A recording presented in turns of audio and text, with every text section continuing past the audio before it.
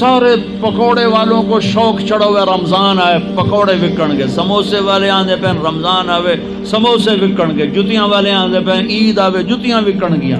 وہ کسی کو یہ شوق ہی نہیں کہ بخشش ہوگی، اللہ راضی ہوگا، جنت ملے گی، اللہ کی محبت میں بھوک لگے گی، اللہ کے عشق میں پیاس لگے گی۔ وہ بھوک اور پیاس کی جو تڑپ اور کسک ہے، پھر ہم ہاتھ اٹھا کے اللہ سے مانگیں گے، ہم کہیں گے یا اللہ، تو عرش کے دروازوں تک میری پکار جائے گی، ساتوں آسمان میری پکار سے گونج اٹھیں گے۔ مجھے یقین ہے کہ میرا اللہ کہتا ہے، میرا نبی فرماتے ہیں کہ اللہ رمضان میں سارے آسمان کے فرشتوں سے فرماتا ہے روزے رکھنے والوں کی دعا پر آمین کہو۔ عرش کے فرشتوں سے اللہ فرماتا ہے میری تسبیح چھوڑ دو، رمضان کے روزے رکھنے والوں کی دعا پر آمین کہو، آمین کہو۔ عرش فرش میں گونج اٹھتی ہیں میری دعائیں، میری صدائیں، میرے نوحے، میرے گریے ہلا دیتے ہیں۔ اگر بھوک پیاس میں مزے آ رہے ہوں کہ واہ یا اللہ تو نے کہا تھا نا دیکھ ہم میں بھوک سے بیٹھا ہوں۔ اس لیے افطار کے وقت دعا کیوں قبول ہے؟ افطار کے وقت کھانا سامنے ہے، پانی سامنے ہے، اور آواز کان لگے ہوئے ہیں سائرن کی آواز پر، تو اللہ کہتا ہے یہ فرشتے، یہ میرے بندے، کھانا بھی سامنے ہے، پانی بھی سامنے، یہ کیوں نہیں کھا رہے، یہ کیوں نہیں پی رہے؟ بولو یا اللہ تیری محبت، میری محبت، چلو تم گواہ رہو، میں نے معاف کیا، چل میرا بندہ مانگ، کھانے سے پہلے مانگ۔ وہ وقت مانگنے کا ہوتا ہے، پکوڑے کھانے کا نہیں ہوتا، سموسے دکھنے کا نہیں ہوتا۔ سموسے، پکوڑے، کچوریاں، سیون اپ، جام شیری، روح افزا، 500 چیزاں تو اندر پا لیندے ہو، سارے روزے دی تباہی پھیر کے رکھ دیتے۔ ایک مہینے کے لیے اوور آلنگ ہے، اوور آلنگ، ٹیوننگ ہے، ٹیوننگ، تھوڑا کھاؤ، تھوڑا کھاؤ، تھوڑا کھاؤ، ٹھنڈے شربت مت پیو، ٹھنڈے شربت مت پیو افطاری کے وقت، بعد میں پینا تو پی لو، این افطاری کے وقت اپنے اوپر ظلم مت کرو۔ سارے دن کا انجن گرم ہے، ایک دم اس کے اوپر برف پھینکتے ہو، تھوڑی دیر صبر کر کے سادہ پانی پی لو، نماز پڑھ لو، پی لو، جامع شیری پیو، سیون اپ پیو، جو مرضی پیو، ٹھنڈا پیو، گرم پیو، جو مرضی پیو، لیکن این روزے کے وقت بچو تلی ہوئی چیزوں سے، کراری چیزوں سے، مسالے دار چیزوں سے، ثقیل چیزوں سے بچو، ہلکا پھلکا رکھو پیٹ کو، ہلکا پھلکا، تاکہ روزے کا مقصد حاصل ہو کہ جسم پاک ہو، غلاظتوں سے، گندگیوں سے پاک ہو، صاف ہو۔ ہاں، اور اپنے دل کو بھی صاف۔ رمضان میں سب کی بخشش ہو جاتی، سب کی، 4 نہیں بخشے جاتے، 4 آدمی نہیں بخشے جاتے، 4 قسم کے مرد عورت، سب کی بخشش ہو جاتی، سب کی، 4۔ اللہ تعالی ہماری حفاظت فرمائے۔ کسی بھائی میں یہ عیب ہے، ابھی سن کے توبہ کر لینا، شراب پینے والا، مستقل شراب پینے والا، رمضان میں بخشش، ماں باپ کا نافرمان، ماں باپ کا نافرمان، بخشش۔ ماں باپ کے نافرمان کے لیے تو میرے نبی نے کہا کہ اللہ ہر گناہ کی سزا موت کے بعد دے گا۔ ماں باپ کے نافرمان کو یہیں سے شروع کرے گا اور آگے تک لے کے جائے گا، یہاں بھی سزا دے گا اور آگے بھی سزا دے گا۔ صرف ایک گناہ دنیا میں ایسا ہے، کفر شرک کی سزا بھی موت کے بعد، زنا شراب جوے کی سزا سود کی موت کے بعد ہے۔ ایک گناہ ماں باپ کی دل آزاری، دل دکھانا، اللہ یہاں سے یہ سزا شروع کرتا ہے اور آخر تک پہ چلاتا ہے اس کو۔ میرے نبی سے پوچھا گیا یا رسول اللہ قیامت کب آئے گی؟ آپ نے کہا اللہ کو پتہ ہے۔ کہ کوئی نشانی بتائیں؟ کہ جب ماؤں کو ذلیل کیا جائے گا قیامت آ جائے گا۔ ماں باپ کا نافرمان۔ تیسرا کون ہے؟ رشتہ داروں سے لڑنے والا، کبھی بھائی سے لڑا، کبھی بہن سے لڑا، کبھی خالہ سے، کبھی چاچے سے، کبھی مامے سے، کبھی تائے سے، کبھی پھوپھی سے، قریبی رشتوں سے لڑنے والا اور تعلق توڑنے والا، اس کی بخشش نہیں۔ چوتھا کون ہے؟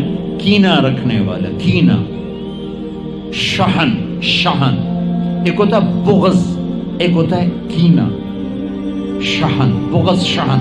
بغض کیا ہے؟ بغض کیا ہے؟ کہ مجھے انصر بھائی سے نفرت ہے، یہ بغض۔ اور کینہ کیا ہے؟ کہ میں ان کو نقصان پہنچانا چاہتا ہوں، نفرت کے ساتھ ان کے ٹانگیں کھینچنا چاہتا ہوں، اس کو کینہ کہتے ہیں۔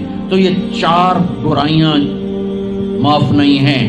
ہاں کوئی توبہ کرے تو سب معاف ہو گیا، سب معاف ہو گیا، سب معاف ہو گیا. تو اللہ نے ہمیں رمضان کا مہینہ دیا ہے، جہنم کے دروازے بند ہو جائیں گے، جنت کے دروازے کھل جائیں گے، فرض 70 فرض کے برابر ہو جائے گا، نفل فرضوں کے برابر ہو جائے گا. تراویح کے ہر سجدے پر 1500 نیکی لکھی جائے گی، ہر سجدے پر 1500 نیکی لکھی جائے گی. 20 رکعت 40 سجدے 60,000 روزانہ.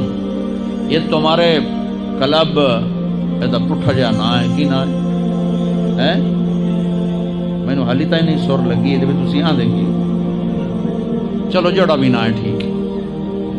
یہ بہت بڑا کلب مجھے نظر آیا. یہ یہاں باہر ایک چھوٹا سا پرچہ لگا دیں کہ جو یہاں آ کے تراویح پڑھے گا ہر سجدے پر اس کو 150 روپیہ دیا. 150 چھوٹو 15 روپے دیے جائیں. ہر سجدے پہ 15 روپے دیا. ایتھے ویکھا جی لڑائیاں کیویں ہوندیاں. اے سارے پوترے دادیاں نو چاہتے لے آون گے، دوترے نانیاں نو چاہتے، نانی ٹر اج تراویح تینوں پڑھاون. دادے نانیاں نو پوچھدا کوئی نہیں، انہاں دی عید ہو جاونی. تسی ایتھے اعلان کر کے لکھ دیو بھئی جڑا ایتھے آوے گا انہوں اسی فی سجدہ 15 روپے دیواں گے. ایتھے پھر چھوٹے ویکھے جے کیویں چل دے. او میرے نبی، او میرے نبی، او میرے محبوب، او میرے پیارے اور میرے اللہ کے پیارے دلارے راج دلارے، وہ کہہ رہے ہیں او میری امت 1 گھنٹہ لگا لو، 1 گھنٹہ 40 سجدے، ہر سجدے پہ 1500 نیکی، 60,000 نیکیاں. اور ہر سجدے پر جنت میں ایک سرخ یاقوت کا محل، اور ہر سجدے پر جنت میں ایک درخت جس کے نیچے 100 سال گھوڑا دوڑ سکتا ہے. اتنے تھوڑے وقت میں اتنی کمائی. اب 8 تراویح پڑھ کے آدھی مسجد خالی جا رہے ہو. کتنے جا رہے ہو؟ کی کرن جا رہے ہو؟ کوئی کام نہیں. 8 پڑھ کے جوتا اٹھا کے جا رہے ہیں. اے بھائی پڑھ دو، سال کے بعد آیا ہے موقع اللہ سے لینے کا. اور ہر سجدے پر یہ کچھ اللہ دے رہا ہے. اور پھر جب آخری رات ہوتی تو اللہ فرماتے ہیں میرے فرشتوں، میرے بندوں کی رات کی تراویح اور دن کا روزہ، اس کے بدلے میں نے ان کے پچھلے سارے گناہ معاف کر دیے. اور آسمان پہ ایک فرشتہ اعلان کرتا ہے یا باغ الخیر ابشر و اقبل، اے بھلائی کے چاہنے والے آگے بڑھ خوشخبری ہو، اور اے برائی کے کرنے والے بس کر اور واپس ہو. اور اللہ کا عرش مستقل پہلے آسمان پہ آ جاتا ہے. عرفات کے دن صرف عرفہ کے دن پہلے آسمان پر، لیکن رمضان میں پورا رمضان عرش پہلے آسمان پر. اور میرے اللہ کا اعلان ہے کوئی بخشش چاہنے والا، ہے کوئی توبہ کرنے والا، ہے کوئی رزق لینے والا، ہے کوئی سوال کرنے والا، ہے کوئی دنیا اور آخرت کی حاجت لینے والا، ہے کوئی مانگنے والا.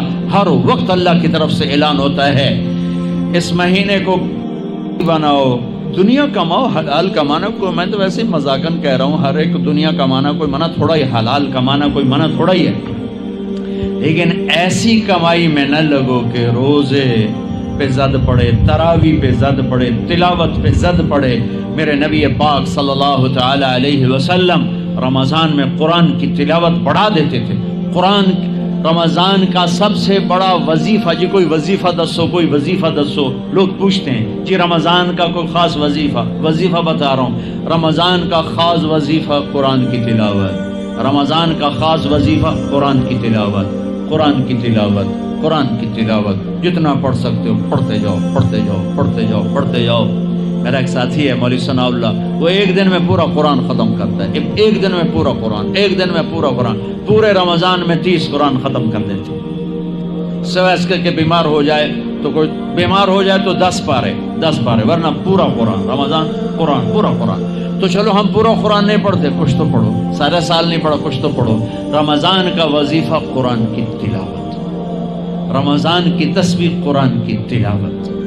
رمضان کی خدمت، روزے افطار کرواؤ، سحری کھلاؤ، افطاری کراؤ، غریبوں کو مدد کرو، زکوٰۃ دو، اپنے مزدوروں سے کام تھوڑا لو، گھر کے نوکروں سے کام تھوڑا لو.